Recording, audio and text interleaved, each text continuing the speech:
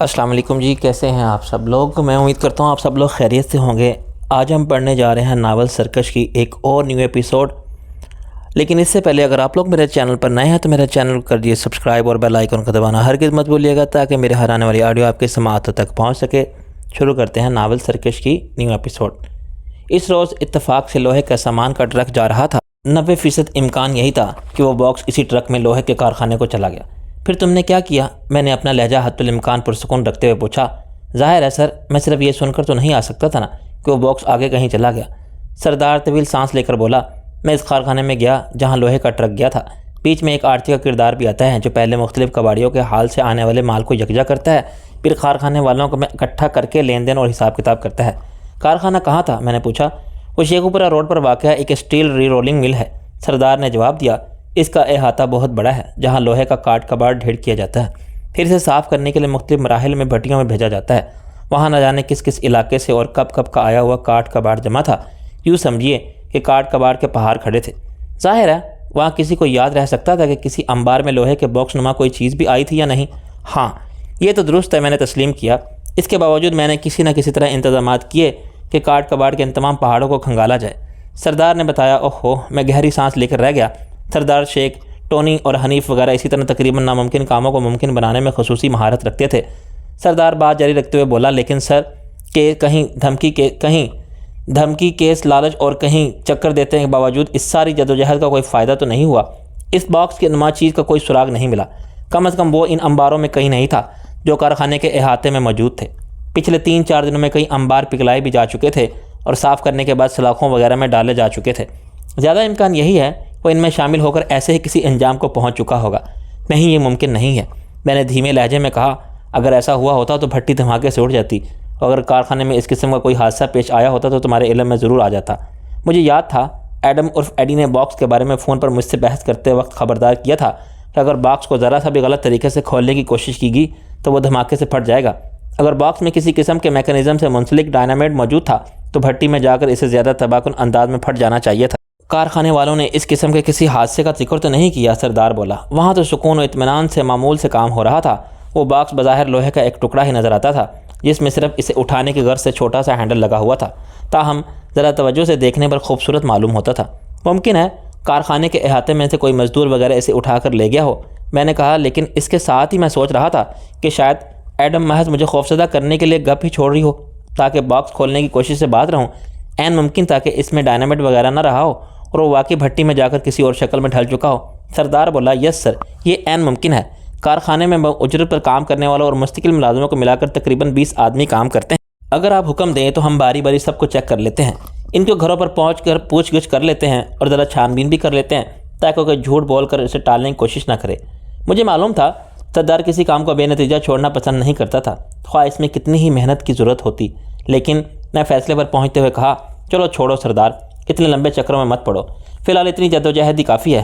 میری اس میں بہت ساری باتیں یکدم ہی کم ہو گئی تھی، لعنت بھیجو اس پر۔ جیسے آپ کا حکم سر۔ ویسے آپ کہیں تو ایک کوشش کر کے دیکھی جا سکتی ہے، تمام ملازموں کو چیک کرنے کا کام 4 دن میں مکمل ہو جائے گا، ہم 3-4 آدمی لگ جائیں گے، ذرا اطمینان ہو جائے گا۔ بس رہنے ہی دو، مجھے ویسے ہی اطمینان سا ہو گیا ہے، میں نے کہا اور سلسلہ منقطع کر دیا۔ میں نے طاہرہ خانم کے مشورہ کیا اور بلیک باکس پر لعنت بھیج دی۔ کچھ دیر بعد میں نے ٹرانسمیٹر پر منیر سے رابطہ کیا جس نے پرنسس تہمینہ کی نگرانی کی ذمہ داری سونپی تھی۔ ٹرانسمیٹر پر اس کی طرف سے جواب ملنے میں چند منٹ لگے گے، شاید اس وقت وہ کسی مناسب جگہ پر نہیں تھا۔ جب اسے ٹرانسمیٹر پر سگنل بھیجا گیا، کیا خبر ہے؟ میں نے سرسری سے لہجے میں پوچھا۔ نگرانی جاری ہے سر، منیر نے جواب دیا۔ وہ سارا دن اپنے سویٹ میں ہی موجود رہی ہے، چند منٹ کے لیے بھی کہیں نہیں نکلے۔ میں نے محسوس کیا ہے کہ ہمارے علاوہ بھی کوئی اس کی نگرانی کر رہا ہے۔ بظاہر وہ ایک بے ضرر سا سفید فام ہے، عمر رسیدہ، لیکن اپنے آپ میں مگن رہتا ہے، لیکن ہے ایک خفیہ بندہ کہ وہ پرنسس تہمینہ کی نگرانی پر مامور ہے۔ ٹھیک ہے، عین ممکن ہے، میں نے تصدیق کی۔ اس کے علاوہ تو کوئی اور نہیں آیا؟ جی نہیں، نگرانی کرنے والا تو کوئی نہیں لگا، لیکن ہوٹل میں سے بہت سے نچلے درجے کے 2-1 ملازمین پر شبہ ہے کہ کوئی ان کے لیے خدمات انجام دے رہے ہیں۔ اس کے علاوہ پرنسس تہمینہ کا مینیجر بھی کچھ ٹھیک آدمی نہیں لگتا۔ وہ صرف مینیجر نہیں لگتا، منیر کا مشاہدہ قابل داد تھا۔ ابھی اسے نگرانی پر مامور ہوئے صرف چند گھنٹے ہی گزرے تھے، لیکن اس نے بہت سی باتیں معلوم کر لی تھی اور بہت سی باتیں محسوس بھی کر لی تھی۔ ٹھیک ہے، نگرانی جاری رکھو، لیکن غیر معمولی طور پر محتاط رہنا، اور اگر ڈیوٹی بدلنے کی ضرورت پیش آئے تو اپنی جگہ احمد اور یا کسی اور کو مامور کر دینا، میں نے ہدایت کی۔ کم از کم 48 گھنٹے تک تو میں اور مسعود نگرانی جاری رکھ سکتے ہیں سر، منیر نے جواب دیا۔ اس میں کسی خاص بھاگ دوڑ کے آثار نظر نہیں آ رہے تھے، اس لیے شاید ہم اس سے زیادہ وقت بھی مسلسل نگرانی جاری رکھ سکتے ہیں۔ بہرحال اگر ضرورت پڑی تو انتظام کر لوں گا اور آپ کو اطلاع دے دوں گا۔ میں نے خدا حافظ کہہ کر ریسیور رکھا ہی تھا کہ کیتھرین نے اطلاع دی، طاہرہ خانم مجھ سے بات کرنا چاہتی ہیں۔ میں نے لائن کاٹنے کے لیے کہا اور میں نے کہا لائن پہ لے دیں۔ طاہرہ خانم میری آواز سنتے ہی بولی، کیا آج ہم رات گزارنے کا ارادہ ہے؟ خدا خیر کرے، سیکرٹری بھی موجود ہے، بدماشی والی گفتگو نہیں چلے گی۔ میں نے جلدی سے کہا، کیوں؟ تمہیں ڈر ہے وہ سن لے گی اور برا منا جائے گی؟ میرے دفتر میں ایسی سیکرٹری کا نہیں پائی جاتی جو میری اجازت کے بغیر کسی سے میری گفتگو کے بارے میں اس حد تک تجسس میں مبتلا ہو جائے۔ میں نے گھر فون کیا ہے، میرا خیال تھا کہ تم گھر پہنچ چکے ہوگے، بس کبھی کبھار دیر ہو جاتی ہے۔ اس باکس کا کیا رہا پھر؟ ہاتھ آیا؟ اس نے پوچھا۔ نہیں، وہ انگریزی کا ایک محاورہ ہے نا جس کا مطلب کچھ یوں ہے، گھاس کے ڈھیر میں سوئی تلاش کرنا، وہی گھاس جسے پنجابی میں پرالی کہتے ہیں۔ تو اس باکس کی مثال بھی اب کچھ ایسی ہی ہو گئی ہے، اسے تلاش کرنا سوکھی گھاس کے انبار میں سوئی تلاش کرنے سے زیادہ مشکل ہو گیا ہے۔ میں نے تمہاری نصیحت پر عمل کرتے ہوئے اس پر لعنت بھیج دی ہے۔ شکر ہے اس نے سکون کی سانس لی، ورنہ میرا تو خیال تھا کہ اب تمہاری باقی زندگی اسی کا وظیفہ پڑھتے گزر جائے گی۔ اچھا یہ بتاؤ آج میری طرف آ رہے ہو یا نہیں؟ میں یقین سے نہیں کہہ سکتا، میں نے تذبذب کے عالم میں کہا، مجھے ایک کام ہے، اگر وہ نہ ہوا تو میں تمہاری طرف آ سکتا ہوں۔ مجھے سے 2 ٹوک بات کرو ڈیئر، اس طرح انتظار کی سولی پر لٹکا میری شام پر بر مت کرو، اور مجھے اسپیئر ویل بھی مت بناؤ کہ فلاں ویل ٹھیک نہ چلا تو اس کی جگہ تمہیں لگا لوں گا، ورنہ اسی سے کام چل جائے گا۔ میں اس انداز کی دوستی کی قائل نہیں، دراصل میرا دل تو تمہاری ہی طرف اٹکا ہوا ہے، لیکن زہر کہیں اور پھنسا ہوا ہے۔ میں نے سچ بیانی سے کہا، میں آج رات پرنسس تہمینہ والے سلسلے میں کچھ کرنا چاہتا تھا، میرا ذہن ادھر پھنسا ہوا تھا۔ یہی تو میں تمہیں بتانے کی کوشش کر رہی ہوں کہ ہم اس طرز زندگی کے قائل نہیں ہیں۔ دل کہیں اٹکا ہوا ہے اور ذہن کہیں اٹکا ہوا ہے اور جسم کہیں اور اٹکا ہوا ہے۔ جب اٹکاؤ تو سب کچھ ایک ہی جگہ اٹکاؤ، اور جب رخصت کی طلب ہو تو اپنا سارا ہی بستر بوریت سمیٹ کر وہاں سے کوچ کر لو، قدموں کے نشان تک مت چھوڑو۔ یہ بھلا کیسے ممکن ہے؟ تم تو بہت ہی سنگ دل باتیں کر رہی ہو۔ تم عمر میں مجھ سے چند سال چھوٹے ہو، شاید چند سال میں تمہارا سوچنے کا انداز بھی میرے جیسا ہو جائے، بشرط یہ کہ تمہیں بھی وہی تجربات حاصل ہو سکے جو مجھے ہوئے ہیں۔ میں نے وہ پہلی عورت دیکھی تھی جو کم عمر بننے کی کوشش نہیں کرتی تھی، حالانکہ وہ چاہتی تو اپنی عمر چھپا سکتی تھی۔ اس کا سراپا ایسا ہی تھا۔ میں نے ایسی عورتیں بھی دیکھی تھیں جن کے بارے میں بجا طور پر کہا جا سکتا تھا کہ پیٹ میں آنت نہ منہ میں دانت، مگر میں نے بات بات پر انہیں یہ بھی کہتے سنا تھا، ابھی ہماری عمر ہی کیا ہے۔ بہت کم لوگ ایسے ہوتے ہیں جنہیں عمر کی سیڑھی پر دوسروں سے ذرا اوپر کھڑے ہونا برا نہیں لگتا، بلکہ وہ دوسروں کے چھوٹے پن، معصومیت اور نہ تجربے کاری سے محظوظ ہوتے ہیں۔ مجھے ایک ایسے تجربات نہیں چاہیے جو انسان کو کٹھور بنا دیں۔ سنگ دلی اور حقیقت پسندی کے درمیان بہت باریک سی لکیر ہے، اور میں حقیقت پسند ہوں، سنگ دل نہیں۔ وہ بولی، جو چیز میرے قبضے میں ہو، میرے ہاتھ میں ہو، میں اس کی ملکیت کے احساس سے لطف اندوز ہوتی ہوں۔ جو ہاتھ سے چلی جائے اس کے لیے تھوڑی دیر افسوس ضرور کرتی ہوں، زیادہ پیاری چیز ہو تو اس کے لیے رو بھی لیتی ہوں، لیکن ہمیشہ ہی بیٹھی رونی نہیں رہتی، اور نہ ہی یہ امید رکھتی ہوں کہ کسی معجزے کے تحت وہ چیز یا وہ رفاقت غم گشتہ مجھے دوبارہ مل جائے۔ تم بہت عجیب عورت ہو، میں نے دھیمے لہجے میں کہا۔ اگر تم ذات کی گہرائی میں جا کر دیکھو گے تو تمہیں ہر عورت ہی کچھ نہ کچھ عجیب ضرور ملے گی، ایسی باتیں کبھی ختم نہیں ہوں گی۔ یہ بتاؤ تم آ رہے ہو یا نہیں؟ وہ ہموار لہجے میں بولی۔ مشکل ہے، مجھے معذرت کا کوئی طریقہ نہیں سوچ رہا تھا۔ کوئی بات نہیں، کل صحیح۔ وہ گویا اس بات کو ذرا بھی محسوس کیے بغیر بولی، لیکن بس اتنا بتا دو کہ آج کہیں تم اس بے ہودہ عورت پرنس تہمینہ کے پاس تو نہیں جا رہے ہو؟ ایک لمحے میں وہ عورت سیدھی اور شفاف نظر آتی تھی، اور ایک لمحے میں پیچیدہ تضاد کا مجموعہ۔ ایک شام کی ملاقات میں وہ سارے مراحل طے کر گئی تھی، حقیقت پسند اور بے نیاز بھی بنتی تھی، اس کے باوجود اندر ہی اندر رقابت کا بھی شکار تھی۔ ایسی عورت کے نزدیک رقابت ایک بالکل بے معنی چیز ہونی چاہیے تھی۔ بظاہر تو وہ بے پرواہی سے ہی پوچھ رہی تھی، لیکن مجھے معلوم تھا کہ اندر کوئی بات ضرور ہے۔ دیکھو، مجھے اس کے پاس جانے کا قطعاً شوق نہیں ہے۔ میں نے ایک بار پھر اسے سمجھانے کی کوشش کی۔ وہ ایک بہت ہی عجیب اور پر اسرار معاملہ ہے، میں اسے سمجھنے کے لیے کوشاں ہوں، لیکن مجھے سمجھانے کی کوشش نہیں کر رہے کہ آخر پر اسرار معاملہ سے تمہارا کیا تعلق ہے۔ میں پہلے بھی پوچھ چکی ہوں، تم پولیس والے ہو، CID والے ہو، FIA والے ہو، جاسوس ہو، کیا ہو؟ کچھ بھی نہیں، میں تو ایک بندہ ناچیز ہوں، میں نے اس کے لہجے میں محسوس ہوتے ہوئے کہا۔ خیر، اب اتنے ناچیز بھی نہیں ہو، چیز بہت بڑی ہو، لیکن میرا مطلب ہے تم بزنس مین ہو، بزنس مین کی طرح زندگی گزارو۔ ابھی تمہاری شادی بھی نہیں ہوئی، اس لیے دن چاہے کتنے ہی جھنجھٹوں میں گزار دو، لیکن شامیں تو اپنی رکھو۔ دفع کرو ان پر اسرار چکروں کو، انہیں پر اسرار لوگوں کے لیے رہنے دو۔ بعض اوقات انسان نہ چاہتے ہوئے بھی ایسے معاملات میں الجھ جاتا ہے۔ مجھے خود بھی اپنا لہجہ کمزور سا لگا۔ میں تو اب پچھتا رہی ہوں کہ تم اس ڈانس شو میں کیوں لے کر گئی، اور بھی بہت سی جگہ تھی جانے کے لیے۔ وہ ٹھنڈی سانس لے کر بولی، خیر اس کے لیے تو میں تمہارا شکر گزار ہوں، میں نے کہا، ورنہ وہ شاید عین میری ناک کے نیچے پرنسس تہمینہ کے نام مہینہ بھر دھومیں مچا کر چلی جاتی، دوبارہ غائب ہو جاتی، اور اس کا پتہ بھی نہ چلتا، کیونکہ میں نے اس کا شو اشتہار زیادہ توجہ سے نہیں دیکھا تھا، اور وہ ایک بار اشتہار دینے کے بعد انہیں مزید ضرورت ہی نہیں پڑی۔ چلو خیر، کل تم سے ملاقات رہے گی، ویسے اگر تم آج رات کے کسی پہر فارغ ہو جاؤ تو میں گھر پر ہی ملوں گی۔ خدا حافظ۔ اس نے سلسلہ منقطع کر دیا۔ ریسیور رکھنے کے بعد میں چند لمحے ساکت بیٹھا رہا۔ طاہرہ خانم سے بات کرنے کے بعد چند لمحے تک تو اعصاب جھنجھوڑتے رہے تھے۔ میں اٹھنے کا ارادہ ہی کر رہا تھا کہ گھنٹی ایک بار پھر بجی۔ کیتھرین بھی بیچاری میری ہی وجہ سے آفس میں بیٹھی تھی، ورنہ تقریباً پورا اسٹاف جا چکا تھا۔ اس نے اب ستارہ کا فون تھا۔ میں ایک گہری سانس لے کر رہ گیا۔ وہ بھی اسی ٹائم آنی تھی جس سے میں کوئی بہانہ کر سکتا، کیتھرین سے کہہ سکتا تھا کہ تنخواہ دے۔ میں نے بات کرانے کے لیے کہا، اور ستارہ کی طرف سے آغاز میں طنز کا تیر بلکہ بھالا آیا۔ سنا ہے وزارت خزانہ اور وزارت صنعت و تجارت قلمدان تمہارے سپرد کر دیے ہیں، کہ تمہیں ذرا فرصت تمہارے سپرد کر دی ہیں، کیا یہ درست ہے؟ چلاؤ تم بھی طنز کے تیر چلاؤ۔ طنز کے تیر؟ ہمیں دوست ہلاک نہیں کریں گے تو اور کون کرے گا؟ اس نے کراہ کر کہا۔ میں طنز تو نہیں کر رہی، وہ بڑی معصومیت سے بولی۔ ضرور کسی کم وقت کو ہے تمہاری مصروفیت سے ظاہر ہے کہ اس ملک کا سارا مالیاتی اور تجارتی نظام تمہاری ہی وجہ سے چل رہا ہے۔ اگر تم نے توجہ ذرا کم کر لی تو تجارت بیوہ ہو جائے گی اور کاروبار کی ریڑھ کی ہڈی ٹوٹ جائے گی۔ کاروبار کا تو مجھے نہیں معلوم، میں نے کہا، لیکن اگر اسی طرح طنز کے گولے برساتی رہی تو میری ریڑھ کی ہڈی ضرور ٹوٹ جائے گی۔ بھائی میں کچھ عجیب سے چکر میں پھنس گیا تھا، اس لیے فون نہیں کر سکا۔ چکر کا نام کیا تھا؟ شادی شدہ تھا؟ بیوہ یا غیر شادی شدہ؟ اس نے فوراً پوچھا۔ مسکرا بھلا بیوہ کیسے ہو سکتا ہے؟ میں نے اعتراض اٹھایا۔ تمہارے چکر عام طور پر مؤنث ہوتے ہیں، وہ بولی۔ عورت کو ہر چیز کی تہ میں عورت ہی نظر آتی ہے۔ ہاں، بیماری مردوں کو ہونی چاہیے۔ بہرحال میں جھوٹ نہیں بول رہا، تمہاری قسم کھانے کو تیار ہوں۔ واقعی مصروفیت میں تھا میں، اور بہت ہی عجیب قسم کی مصروفیت تھی۔ میرا تو خود تمہاری طرف سے ملنے کو دل چاہ رہا تھا۔ وہ فوراً بول، نہیں، اکثر میں ہی ڈھیٹ بن کر تمہیں فون کروں، سراپا دعوت نامہ بن کر تمہیں اپنے ہاں بلاتی ہوں۔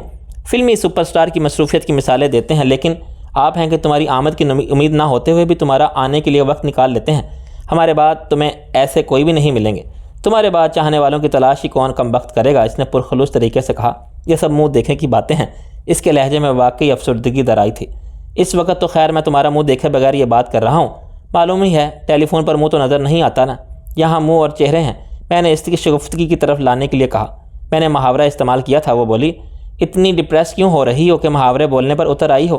اب بھی ہلکے پھلکے انداز میں پوچھا۔ جب کئی دن تک تم سے ملاقات نہیں ہوتی تو میں ایسی ہی ہو جاتی ہوں۔ باوجود تماتر مصروفیت کے وہ دھیمے لہجے میں بولی۔ میرا خیال ہے بلے ہی کہنا زیادہ مناسب ہوگا۔ دو خونخوار قسم کے بلے ہیں، میرا خیال رکھتے ہیں۔ میں نے اپنی حفاظت کے لیے 2 مسلح گارڈ رکھ لیے ہیں، وہ میری حفاظت کرتے ہیں۔ تو پھر انہیں بکرے ہی کہو نا، قربانی کے بکرے۔ میں نے کہا، لیکن تمہیں ان کی کیا ضرورت آن پڑی؟ معلوم نہیں کیوں مجھے کچھ وہم سا رہتا ہے کہ جیسے ہر وقت میری نگرانی ہو رہی ہے۔ معلوم نہیں میری کون سی حس مجھے یہ یاد دلاتی رہتی ہے کہ کوئی نادیدہ یا نامعلوم آنکھ مجھے دیکھ رہی ہے۔ کئی بار کہیں آتے جاتے یہ احساس بھی ہوا کہ میرا تعاقب ہو رہا ہے۔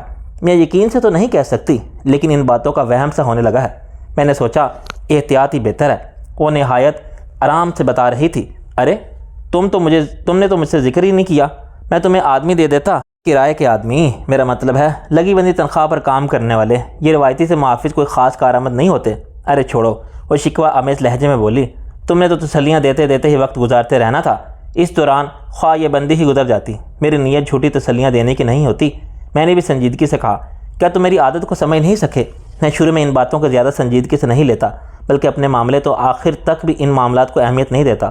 اب جب کہ میرے گرد نامعلوم دشمن کا جال تنگ ہو رہا ہے، میں نے اپنے ساتھیوں کو اپنی نگرانی سے بالکل منع کر دیا ہے۔ لیکن تمہارے لیے تو بہرحال جو تم کہے وہ کیا جا سکتا ہے۔ اب میں تمہاری طرف سے اتنا بے پرواہ نہیں ہوں۔ خیر، اب بھی اپنے ایک آدمی کی ڈیوٹی لگا دیتا ہوں، وہ دور سے تمہاری نگرانی کرتا رہے گا، اور کوئی تمہارا تعاقب کرتا ہے یا ٹو میں رہتا ہے تو اس کی بھی چھان بین کر لے گا۔ ارے نہیں، وہ یکدم بدلے ہوئے شگفتہ لہجے میں بولی، اب اتنا بھی پریشان ہونے کی ضرورت نہیں۔ میں تو ویسے ہی تمہیں چھیڑ رہی تھی، کرید رہی تھی کہ تمہیں میری کچھ پرواہ بھی ہے یا نہیں۔ تمہارے لہجے کی تشویش میں میرے لیے کافی ہے۔ ان معاملات سے ڈرتی بھی نہیں ہوں۔ گارڈ تو میں نے یوں ہی بس احتیاطاً رکھ لی ہیں۔ بھائی کوئی میری نگرانی کرتا ہے تو کرتا رہے، تعاقب کرتا ہے تو کرتا رہے، بھاڑ میں جائیں۔ جب کوئی کچھ کرے گا تو دیکھا جائے گا، جو مقدر میں ہوگا بھگت لیں گے۔ ویسے آدمی میں نے روایتی سے نہیں رکھے، اچھے آدمی ہیں، اسلحے کے استعمال سے ماہر ہیں، اور جوڈو کراٹے وغیرہ بھی جانتے ہیں، بھروسے کے بھی ہیں۔ کبھی کبھی میں نے فلسفوں میں اسسٹنٹ مین کے طور پر تھوڑا بہت کام دلوا دیتی ہوں۔ اچھے اسسٹنٹ مین ہیں، انہیں فلموں میں اسی طرح کام کرنے کا شوق بھی ہے، اور انڈسٹری میں آج کل اس قسم کے آدمیوں کی ذرا کمی بھی ہے۔ تنخواہ کے علاوہ انہیں آمدنی بھی ہو جاتی ہے، بیچارے خوش ہو جاتے ہیں، سرکاری کمانڈو رہ چکے ہیں۔ چلو تم کہہ رہی ہو تو ٹھیک ہی ہوگا، لیکن میرا ایک آدمی بہرحال دوہری حفاظت کے لیے تمہارے پیچھے رہا کرے گا، میں نے فیصلہ کن لہجے میں کہا۔ ارے نہیں، بس اب اس کی ضرورت نہیں ہے، میں نے کہا نا کہ حقیقت میں تو میں بھی تمہاری ہی طرح ملنگوں اور درویشوں کے سے انداز میں سوچتی ہوں، کم از کم زندگی اور موت کے بارے میں۔ وہ جلدی سے بولی۔ تو پھر گارڈ کس لیے رکھ لیے؟ میں نے پوچھا۔ یوں ہی شوق میں، وہ بے پرواہی سے بولی۔ آدمی ذرا سی وی آئی پی سا لگنے لگتا ہے، وہ اگر پہلے ہی وی آئی پی ہو تو ڈیل وی آئی پی ہو جاتا ہے، اور فلم اسٹار کو تو ویسے بھی ضرورت رہتی ہے۔ دیکھا نہیں، کبھی کبھی مداح اور پرستار کیسی بدتمیزی پر اتر آتے ہیں، کبھی کسی جگہ اچانک کسی طرح ہجوم ہو جاتا ہے۔ اظہار عقیدت کے طریقے بھی تو ہمارے حال کچھ عجیب ہے نا۔ لوگوں کا بس نہیں چلتا کہ اپنے پسندیدہ فنکاروں کی بوٹیاں نوچ ڈالیں، اس کی گاڑی توڑ ڈالیں اور اس سے ایسا سلوک کریں کہ وہ کبھی پبلک مقامات پر آنے کی جرت نہ کرے۔ شاید آتے آتے کبھی سلیقہ آ ہی جائے۔ پیوستہ رہ شجر سے امیدیں بہار رکھ، میں نے ٹھنڈی سانس لے کر مشورہ دیا۔ ہاں، بہار آنی ضرور چاہیے، پھول کھلنے ضرور چاہیے، خواہ ہماری قبر پر ہی کھلیں۔ وہ ٹھنڈی سانس لے کر بولی۔ فی الحال تمہارا کیا پروگرام ہے؟ کہاں جا رہے ہو؟ ایک میٹنگ ہے، میں نے جواب دیا۔ تم سے جب بھی پوچھو تم کسی میٹنگ میں جا رہے ہوتے ہو یا میٹنگ سے آ رہے ہوتے ہو، تم تو بزنس مین کی بجائے کوئی سرکاری افسر معلوم ہونے لگے ہو۔ خیر، میں تمہارے فون کی منتظر رہوں گی، اس نے خدا حافظ کہا اور سلسلہ منقطع کر دیا۔ میں نے ریسیور رکھ کر اٹھنے کے لیے اپنا بریف کیس وغیرہ ہی سنبھال رہا تھا کہ بار پھر فون کی گھنٹی بج اٹھی اور شریر سی ہنسی کے ساتھ کیتھرین نے بتایا، اب کراچی سے راحیلہ کی کال ہے۔ او مائی گاڈ! میں دھم سے دوبارہ کرسی پر گر پڑا۔ آج تو عجیب ہی اتفاق ہو گیا۔ میں حیران تھا کہ کیا تینوں عورتوں کے فون آج ہی اور اوپر تلے ہی آنے تھے؟ تینوں میں سے کوئی شخصیت ایسی نہیں ہے جس کے لیے میں کیتھرین سے یہ کہنے کا تصور کر سکتا کہ اسے تڑخا دیا جائے۔ راحیلہ کے فون کی اطلاع سن کر تو میرا دل عجیب ہی انداز میں دھڑک اٹھا تھا۔ میں نے اس سے وعدہ کیا تھا کہ اسے روز فون کیا کروں گا، لیکن پچھلے 10 روز میں ایک مرتبہ بھی میں وعدہ وفا نہیں ہو سکا تھا۔ کسی باضمیر چور کی طرح شرمندہ سے لہجے میں نے کیتھرین سے کہا، ملاؤ۔ کلک کی ہلکی سی آواز کے طرح راحیلہ کی آواز ابھری جو رگ و روپے میں نشہ ساتھ دوڑاتی دیتی تھی۔ وہ بلا تمہید بولی، سچ ہے، جب کوئی چیز حاصل ہو جائے تو اس کی وہ قدر نہیں رہتی۔ بعض لوگ اچھا نہیں کرتے کہ اپنے عشق کا اعتراف کر لیتے ہیں، میں انہی بد نصیبوں میں سے ایک۔ حاصل حصول کی منزلیں تو بہت دور ہیں راحیلہ ڈیئر، ابھی تو تم سے جی بھر کے باتیں کرنے کا بھی شوق بھی پورا نہیں ہوا اور تم نے بے قدری کے شکوے شروع کر دیے، میں نے حقیقت کراہ کر کہا۔ وہ بات کاٹتے ہوئے بولی، ہاں واقعی تمہارے لیے تو عالم تو دیکھا نہیں جا رہا، صبح تمہارے فون کی گھنٹی سے ہی ہے تو رات کو بھی تم سے ہی باتیں کرتے کرتے سوتی ہوں۔ میں نے ایک لمحے کے لیے آنکھیں بند کر لیں۔ آج پر طنز کے اتنے گولے برسے ہیں کہ دماغ کی چولیں ہل رہی ہیں۔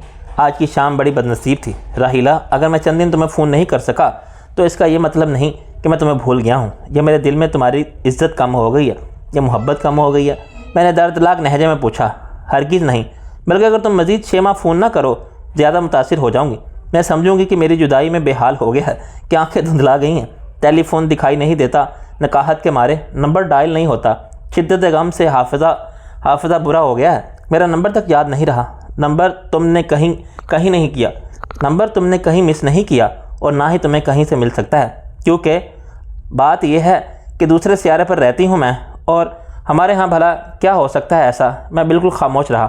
ایک لمحے کے انتظار کے بعد کیا قوت گویائی بھی جواب دے گئی، جس بیچارے کے ساتھ اتنی بری ہو رہی ہو وہ کیا اس قابل رہے گا؟ میں نے مردہ سے لہجے میں کہا۔ پھر بھی تو کچھ بولو، کوئی جھوٹ ہی بولو، میں اچھا بچہ ہوں، جھوٹ نہیں بولتا، میں نے سنجیدہ انداز میں کہا۔ وہ طنزی انداز میں ہنسی، بہت خوب، اس سے بڑا جھوٹ اور کیا ہو سکتا؟ دیکھو تم نے جی بھر کے مجھے شرمندہ کر لیا، میں نے غمناک لہجے میں کہا۔ مجھے اپنی غلطی کا اعتراف ہے، تم جو سزا دو کہ مجھے قبول ہے۔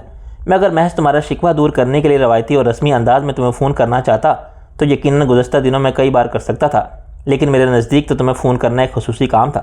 میں تو نہایت فرصت میں نہایت اطمینان کے ساتھ تم سے نہایت لمبی باتیں کرنا چاہتا تھا، بس یہی میری غلطی تھی، مگر اتنی فرصت میسر نہ آ سکی، ایسا خصوصی موقع نہ مل سکا اور فون نہ کیا جا سکا۔ اب بتاؤ اس کی تلافی کس طرح کروں؟ پرسوں تمہاری خدمت میں حاضر ہو جاؤں، گرے شکوے کچھ کم ہو سکیں گے۔ اب اتنے بڑے جھوٹ بھی مت بولو کہ دم ہی نکل جائے مارے خوشی کے۔ وہ مضطرب سی ہنسی کے ساتھ بولی، یہ تو پرسوں ہی پتہ چلے گا جب یہ بندہ ناچیز ہو کی طرح منہ اٹھا کے تمہارے در دولت پر دستک دے رہا ہوگا۔ در غربت کہو، اس نے تصحیح کی۔ اب میں تمہیں اتنی زیادہ بھی تکلیف نہیں دینا چاہتی، اب تم صحیح معنوں میں بزنس مین ہو، کتنا وقت میرے پاس آنے اور جانے میں ضائع کرو گے، اتنی دیر میں تو 2-4 لاکھ روپے کما لو گے۔ اوفو، میں نے ایک سانے کے لیے دانت بھیچے اور اس کے بعد کہا، اب تو بے اختیار سر پیٹنے کو دل چاہ رہا ہے۔ میرا بزنس مین ہونا تو میرے لیے تانا بن گیا ہے، لیکن کم از کم تم مجھے روپے پیسے کے لالچ کا تانا مت دینا، ورنہ ابھی سب کچھ چھوڑ چھاڑ کر اسی سویٹ میں کراچی پہنچ جاؤں گا۔ بلکہ نہیں، یہ سوٹ بھی مہنگا ہے، عمارت کی نشانی ہے، اسے بھی یہیں چھوڑ دوں گا اور لنڈا بازار پہنچ کر کسی مرے ہوئے انگریز کی نکر اور شرٹ خرید کر پہن لوں گا، کسی ٹرین کے 3rd کلاس ڈبے میں بیٹھ کر آ جاؤں گا، پھر گزارا کر لو گی میرے ساتھ زندگی بھر۔ وہ بے اختیار ہنس دی۔ اس کی مترنم اور کھنکتی ہنسی دل کے تپتے صحرا پر بارش سی کر دیتی تھی۔ غصہ تو اسے پہلے بھی کم تھا، اصل میں تو غصے کی اداکاری ہی زیادہ کر رہی تھی، لیکن اب اس کی ہنسی نے بتا دیا تھا کہ جو تھوڑا بہت غصہ تھا وہ بھی میرے خلوص کے ریلے میں بہہ گیا تھا۔ تم بہت بدمعاش ہو، میرا کافی دیر تک تم نے خفا رہنے کا ارادہ تھا، لیکن تم نے بہت جلد مجھے ہنسنے پر مجبور کر دیا۔ وہ ہنسی ضبط کرتے ہوئے بولی، یہ اعزاز صرف تمہیں حاصل ہے کہ تمہارے غصے پر مجھے غصہ نہیں آتا، پیار آتا ہے، ورنہ غصے کے جواب میں مجھے خود زیادہ غصہ آنے لگتا ہے۔ کوئی صرف غرائے تو میرا اس پر دھاڑنے کو جی چاہتا ہے، کوئی آنکھیں دکھائے تو میرا گھونسا دکھانے کو جی چاہتا ہے۔ بندی آئندہ احتیاط کرے گی عالم پناہ، وہ اپنی آواز میں لرزش پیدا کرنے کی کوشش کرتے ہوئے بولی، اور یہ کنیز جو کہ زیادہ طویل فون کال کرنے کی متحمل نہیں ہو سکتی، اس لیے اب فون بند کر رہی ہوں۔ کیا فون کرنے کا مقصد صرف لان تان کرنا ہی تھا؟ اتنی دیر میں تو تم نے روح کو معطر کرنے والا ایک لفظ بھی نہیں بولا، دل کو خوشی دینے والی ایک بات بھی نہیں کی۔ فون تو تمہیں صرف یہ یاد دلانے کے لیے کیا تھا کہ کراچی میں صرف تمہارے بزنس پارٹنر اور بزنس کو چلانے والے کارندے ہی نہیں رہتے، کچھ اور لوگ بھی رہتے ہیں جو بے شک تمہارے لیے کچھ کماتے نہیں، مگر جن کے دل تمہارے لیے دھڑکتے ہیں اور جو ہر لمحے تمہیں یاد کرتے ہیں۔ اے بندہ خاص اور کنیز عام، جا کر ان لوگوں سے کہہ دو کہ ہم جلد ہی ان سے ملنے آ رہے ہیں، میں نے شاہانہ لہجے میں کہا، اور اگر ان کے دل واقعی ہمارے لیے دھڑکتے ہیں اور وہ واقعی ہر لمحے ہمیں یاد کرتے ہیں تو پھر انہیں ہم سے رسمی قسم کے گلے شکوے ہرگز نہیں کرنے چاہیے۔ جذبے ٹیلی فون کالز کے محتاج نہیں ہوتے، جذبوں کو تو اپنا جواب خود بخود مل جاتا ہے۔ اس سے پہلے کو مزید کچھ کہتی میں نے سلسلہ منقطع کر دیا اور ریسیور رکھ کر دونوں ہاتھوں سے سر تھام لیا۔ آج یک کے بعد دیگر تینوں عورتوں کے فون آئے تھے تو مجھے احساس ہوا تھا کہ کہیں میں کچھ زیادہ ہی تو نہیں الجھ گیا تھا۔ دل میرا یہی کہتا تھا کہ عشق مجھے صرف راحیلہ سے تھا، لیکن اگر میں ستارہ سے قطع تعلق کرنے کے بارے میں سوچتا تھا تب بھی میرا دل ڈوبنے لگتا تھا، اور اگر کبھی میں یہ سوچتا تھا کہ اس سے میرے تعلق کا انجام کیا تھا تب بھی کوئی جواب نہیں ملتا تھا۔ ایک اچھی یا بری بات یہ تھی کہ خود ستارہ نے آج تک نہیں پوچھا تھا کسی اس کے اور میرے تعلق کا انجام کیا تھا۔ ایک کشتی تھی جو بس خواہشات اور محسوسات کے دھارے پر بہتی چلی جا رہی تھی، کہاں جا رہی تھی یہ تو نہ اسے معلوم تھا اور نہ مجھے۔ یہ بے منزل سفر تو اپنی جگہ تھا، لیکن اب اس طاہرہ خانم نے آ کر ایک ہی رات کی ملاقات میں مجھے کسی انجانے بندھن میں جکڑ لیا تھا، وہ بھی یکدم ہی مجھے اچھی لگنے لگی تھی۔ اس میں کوئی شک نہیں تھا کہ وہ بے پناہ حسین تھی، لیکن بہرحال نوجوانی میں ہی 2 مرتبہ بیوہ ہو چکی تھی، اس کے بعد بھی اس کی عمر نہ جانے کس دشت کی سیاہی میں گزر تھی۔ عمر میں مجھ سے کئی سال بڑی بھی تھی، ستارہ گو کہ میری ہم عمر ہی تھی، لیکن گھاٹ گھاٹ کا پانی وہ بھی پیے ہوئے تھی۔ راحیلہ جس سے میری دانست میں مجھے عشق تھا، گو کہ بہت ہی نفیس، بہت ہی اونچی چیز تھی، وہ میرا آئیڈیل تھی، ایسا آئیڈیل جسے لڑکپن کے زمانے میں صرف ایک حسین بت کی طرح ذہن میں تراش سکتا تھا، کبھی پانے کا تصور نہیں کر سکتا تھا۔ میرے بیکرائیں عشق کو اپنی باہوں میں سمیٹنے سے پہلے اس نے میرے دل پر گہرا گھاؤ بھی لگایا تھا، کسی اور کی بن کر اس کا گھر بسانے کی کوشش بھی کر دیکھی تھی۔ اس کے باوجود غم گشتہ الطفات کے مرجھائے پھول لیے اچانک زندگی کے ایک موڑ پر سامنے آ گئی تھی، تو مجھ پر یوں انکشاف ہوا تھا کہ میرے دل میں تو اس کے لیے وہی شعلہ فروزہ تھا جس سے آغاز عشق میں دل منور تھا۔ ستم ظریفی یہ تھی کہ میں تو ہنی کے لیے بھی بے چین تھا، اسے میں نے گویا پانے سے پہلے ہی کھو دیا تھا جب وہ میری ذرا سی نظر التفات کے لیے بے چین تھی۔ دیدہ و دل میری راہوں میں بچھائے رکھتی تھی تو میرا ذہن نہ جانے کہاں الجھا ہوا تھا۔ میں اس کی طرف پیش قدمی کی مہلت نہیں ملی تھی، لیکن جب وہ پراسرار حالات میں یکدم غائب ہوئی تھی تو مجھے بھی اچانک احساس ہوا تھا کہ میرے دل میں اس کے لیے کوئی بات ضرور تھی۔ میں اسے تلاش کرنے کے لیے بے چین ہو گیا تھا۔ بارہا میں نے دیر تک اس کے بارے میں سوچا تھا، اس کے بارے میں فکر مند ہوا تھا کہ نہ جانے اس پر کیا گزر رہی ہوگی۔ مجھے اس کی خاموش عقیدتیں، اس کی نگاہوں کی پیاس، اس کا اثار بے تحاشا یاد آتا رہا تھا۔ اب میں وہ سب کچھ یاد کرتا تھا تو احساس ہوتا تھا کہ وہ جذبات کی تماتر شدتوں سے میری طرف بڑھانا چاہتی تھی، لیکن اس کی ہمت نہیں پڑتی تھی۔ شاید وہ یہی سمجھتی تھی کہ میں اس کی بے غرض چاہت کی پذیرائی نہیں کروں گا، اسے وہ مقام نہیں دے سکوں گا جس کی وہ خواہش مند تھی، اور یوں اس کا شیشہ دل ٹوٹ جائے گا۔ اس نے اپنے پندار کو مجروح کرنے کی بجائے اپنے ذات کے خول میں سکڑنے سمٹنے رہنا ہی بہتر سمجھا۔ اب جب سے میں نے اسے پرنس تہمینہ کے روپ میں پہچانا تھا تب سے اس پر گزرے ہوئے حالات کو جاننے کا تجسس تو بے قابو ہوا ہی تھا، لیکن اسے یہ بتانے کی خواہش بھی بڑی شدت سے ابھر آئی تھی کہ اسے کھونے کے بعد میں نے اس کے بارے میں کیا محسوس کیا، کس طرح اس کا طلب میرے دل میں جاگی۔ آج پہلی مرتبہ بیک وقت ان سب عورتوں کے بارے میں سوچنے بیٹھا تھا تو یہ بھی سوچنے پر مجبور ہو گیا تھا کہ آخر میری ذات نے کیا تماشا برپا تھا۔ یہ کون سی پیاس تھی جو مجھے ساحل بھٹکا رہی تھی؟ اس میں شک نہیں تھا کہ اپنے ناقابل رشک ماضی کے باوجود یہ عورتیں معمولی عورتیں نہیں تھیں۔ اپنی اپنی جگہ پر ہر ایک بہت مختلف اور بہت غیر معمولی تھی۔ اس کے باوجود اگر میں تھوڑا سا خود پرست ہو کر سوچتا تو ان کا اور میرا ساتھ کچھ جچتا نہیں تھا۔ گو کہ ان میں سے ہر ایک ایسی تھی جس کی ایک ذرا سی نظر التفات کے لیے نہ جانے کیسے کیسے لوگ متاع حیات ہتھیلی پر رکھے یوں چلتے پھرتے تھے۔ پھر بھی کم از کم مجھے ان پر مر مٹنے سے پہلے لمحے کے لیے سوچنا چاہیے تھا، جو میں نے نہیں سوچا تھا۔ جبکہ اس سے پہلے زندگی کے سفر میں جانے کتنی ایسی چیزیں آئیں کہ نہ جانے کیسے کیسے اچھوتے پیکروں کو نہ جانے پاکیزہ حیلوں کو نظر انداز کرتا ہوا بڑھتا چلا آیا تھا۔ ان میں سے بہت سی زندگی کا ساتھی ہو سکتا تھا، کوئی بھی میرے بڑھتے ہوئے بس شوق تھام سکتا تھا، کوئی بھی لازوال محبتوں کا دعوے دار ہو سکتا تھا، کوئی بھی ایسا مہربان جن کے ماضی سے کوئی لرزی سے وابستہ ہو سکتی تھی، کوئی بھی ایسا نازک خیال جس کے وجود کی چاندنی کسی لمس کی حرارت سے پگھل نہیں سکتی تھی، مگر میں نے کبھی ان پر خاص توجہ نہیں دیکھا تھا۔ کہیں ایسا تو نہیں تھا کہ میں اپنے آپ کو جتنی مضبوط شخصیت کا مالک سمجھتا تھا، اندر سے در حقیقت اتنا ہی کمزور تھا۔ میرے جذبے آوارہ تھے، میری سوچیں بے لگام تھی، میری آنکھیں سمندر تھیں اور ضبط کے بند کچے شاید ایسا نہیں تھا، بلکہ صرف اتنی تھی کہ میری ذہنی سطح عمر سے آگے چلی گئی تھی۔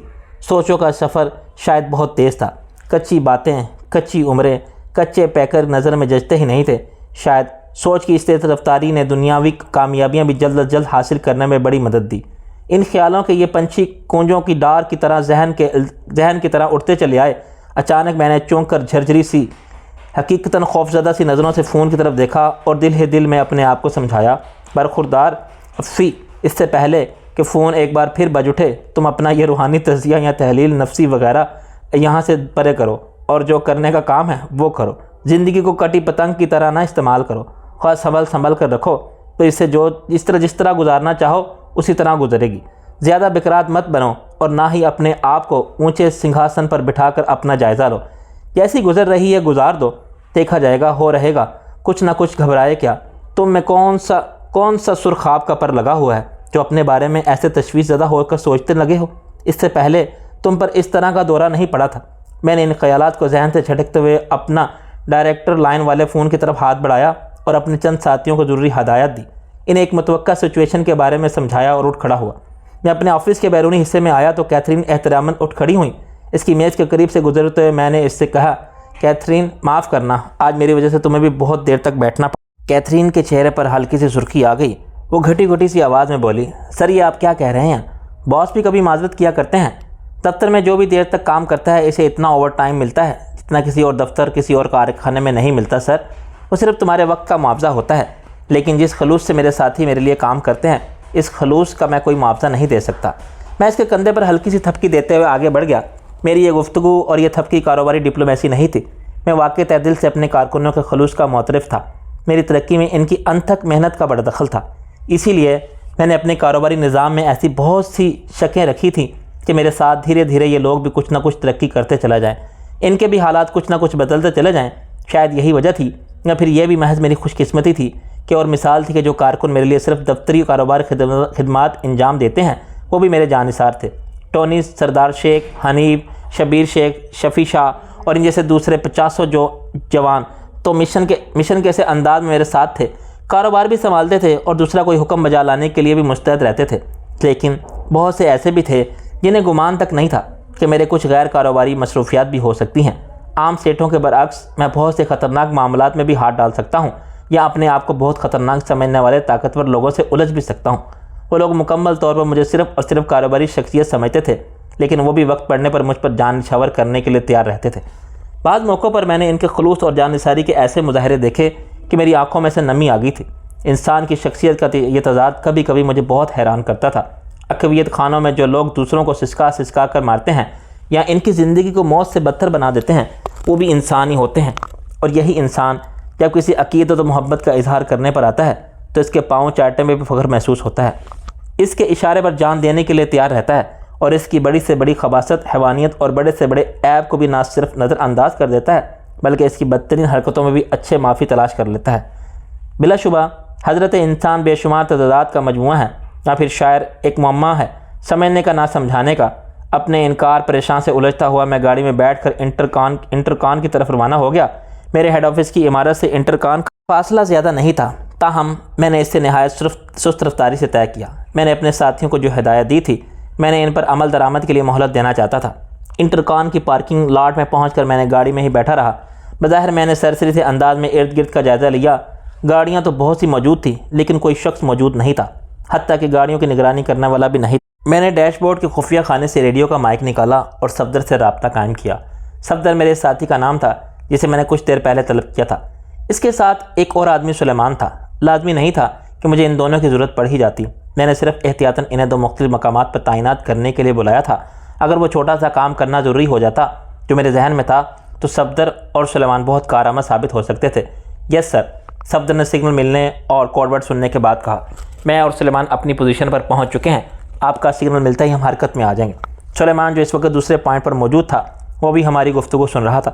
میں نے اسے مخاطب کیا تو وہ بولا، یس سر، انٹرکان کا پچھلا چھوٹا گیٹ میری نظر میں ہے، ادھر گلی چھوٹی ہے اور اندھیرا بھی ہے، پارسل اگر ادھر سے لے جانا پڑا تو زیادہ آسانی رہے گا، دیکھیں گے جیسی بھی سچویشن ہوئی۔ میں نے مبہم لہجے میں کہا، یہ کچھ ایسا معاملہ ہے کہ اس میں قبل از وقت کوئی یقینی ہدایت نہیں دی جا سکتی، عین ممکن ہے یہ کام کرنے کی ضرورت ہی پیش نہ آئے، کوئی دوسرا راستہ نکل آئے۔ خدا حافظ۔ میں نے ریڈیو آف کیا، خفیہ خانہ بند کیا اور گاڑی سے اتر آیا اور خنک اور خوشگوار تھا۔ میرا موڈ خنک اور خوشگوار تھا، تاریکی گہری ہو چکی تھی لیکن انٹرکان کی عمارت اپنی روایات کے مطابق جگمگا رہی تھی۔ پارکنگ لاٹ اور اصل عمارت کے طویل و عریض ڈرائیو وے کے درمیان ایک اونچی دیوار حائل تھی جس کے تقریباً وسط میں دروازہ موجود تھا۔ اس سے گزر کر میں ڈرائیو وے میں آیا تو جیسے دروازے کے سامنے گاڑیوں کی آمد و رفت اور خوب چہل پہل آئی۔ یہ صورتحال گویا میری خواہش کے عین مطابق تھی۔ میں یہی چاہتا تھا کہ جب میں ہوٹل پہنچوں تو وہاں خوب گہما گہمی ہو۔ ہوٹل میں مختلف شفٹوں میں کام کرنے والے اسٹاف میں بیشتر لوگ مجھے پہچانتے تھے، آنے جانے والوں میں بھی اکثر شناسہ صورت آشنا نکل آتے تھے، لیکن زیادہ گہما گہمی کی صورت میں بہت مشکل تھا کہ میری طرف کسی کی توجہ جاتی اور کوئی میری آمد یاد رکھتا۔ آج کل ڈانس شو کی وجہ سے ویسے ہی بہت سے ایسے لوگ اس ہوٹل میں آ جا رہے تھے جو اکثر و بیشتر اس ہوٹل والوں میں شامل نہیں تھے۔ ان میں سے بعض ایسے تھے ہوٹلوں میں نشست برخاست کے در حقیقت متحمل نہیں تھے، لیکن اس قسم کی کسی کشش کی وجہ سے آنے لگے تھے، اور ایسے تھے جن کے پاس روپیہ کافی تھا لیکن وہ اچھی طرح اٹھنے بیٹھنے کا ذوق نہیں رکھتے تھے۔ مگر پرنس تہمینہ کا ڈانس انہیں یہاں کھینچ لاتا تھا۔ لوگوں کی بھیڑ بھاڑ میں شامل ہو کر میں لفٹ تک پہنچا تو اچانک مجھے یاد آیا، ساری بھیڑ بھاڑ اور رونق گراؤنڈ فلور تک محدود تھی، اوپر کی منزلوں پر وہی سناٹا تھا جو ہمیشہ رہا کرتا تھا۔ ہوٹل میں کم کمرے خالی رہتے تھے لیکن راہداریوں میں عموماً ایسا ہی ہوتا رہتا تھا جیسے تمام کمرے خالی ہیں اور مدتوں سے بند ہے۔ کسی بیڈ کے علاوہ شاذ و نادر ہی کوئی آتا جاتا رہتا یا کمرے سے برآمد ہوتا تھا، لیکن اس راہداری میں اتنی زیادہ ویرانی نہیں تھی جس سے وی آئی پی سویٹ نمبر 317 واقع تھا۔ میں جو ہی اس کی طرف تیزی سے مڑا ایک تقریباً اپنے ہی جتنے دراز قد آدمی سے ٹکراتے ہوئے رہ گیا۔ رکتے ہی مجھے معلوم ہوا کہ آدمی دراصل ایک نہیں دو ہیں۔ دونوں کی شکلیں گو کہ ملتی نہیں تھیں لیکن پھر بھی ان پر جڑواں ہونے کا گمان گزرتا تھا۔ شاید اس کی وجہ یہ تھی کہ دونوں کا قد، جسامت اور رنگ تقریباً ایک جیسی تھی۔ وہ ایک جیسی ہوم ڈیلیوری میں، ایک جیسی وردی میں تھے۔ ان کے سروں پر پولیس والوں سے ملتی جلتی ٹوپیاں تھیں اور ان کی جیب پر عقاب کی تصویر والا ایک مونوگرام سا کڑا ہوا تھا۔ دونوں کی بیلٹ میں بڑے بڑے ہولسٹروں میں کوئی خاص قسم کی ریوالور جھول رہے تھے، ورنہ ریوالور کے ہولسٹر عام طور پر اتنے بڑے نہیں ہوتے۔ سرسری نظر میں تو وہ انگلش فلموں میں نظر آنے والے پولیس مین ہی معلوم ہو رہے تھے، لیکن ان کی یونیفارم اور مونوگرام کو ذرا توجہ سے دیکھتے ہوئے مجھے معلوم ہو گیا کہ وہ کون تھے۔ ان دونوں سیاسی دہشت گردی، سیاسی بدماشیاں، ڈاکے اور اغوا برائے تاوان کے سلسلے کچھ ایسے ہی عروج پر نہیں تھے، اس لیے پرائیویٹ سیکیورٹی گارڈز کا رواج نہ ہونے کے برابر تھا۔ اس لیے ظاہر ہے کہ پرائیویٹ سیکیورٹی ایجنسیاں بھی نہیں تھیں۔ مجھے معلوم تھا کہ لاہور میں صرف ایک ہی پرائیویٹ سیکیورٹی ایجنسی تھی جو بہت محدود پیمانے پر کام کر رہی تھی۔ کوئی ریٹائرڈ کرنل اکرم صاحب تھے۔ عمر کا کافی حصہ انہوں نے دوسرے ملکوں میں گزارا تھا۔